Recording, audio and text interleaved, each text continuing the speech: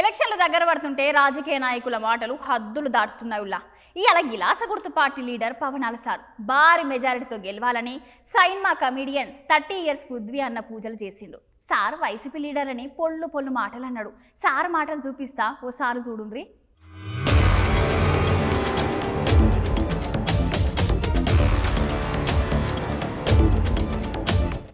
మా హర్రాజరావు గారు ముద్రగడ పెద్ద దేవుళ్ళు అనుకునేవారు.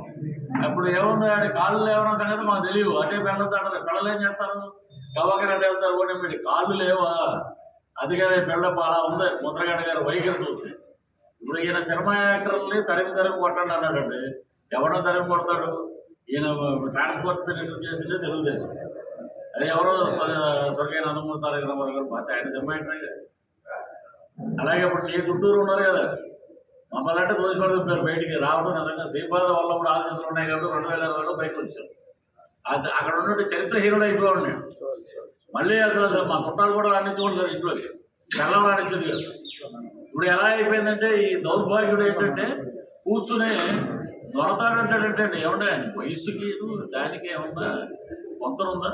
మొలతాడు కట్టలేనోడు కూడా నా గురించి మాట్లాడు. అందరికీ మొలతాళ్ళు ఉన్నాయి. నువ్వు ఏమన్నప్పుడు ఏదో సినిమాలో కోట శ్రీనివాసరావు గారు నాకు మచ్చ ఉంది నీకు మచ్చ ఉందా అని అంటాడు. ఏదో ఇంట్లో ఇళ్ళలో వంటింట్లో ప్రియురాడు సినిమాలో ఆ టైప్లో ఏదో సినిమాలు ఎక్కువ చూస్తాడు అనుకుంటాడు.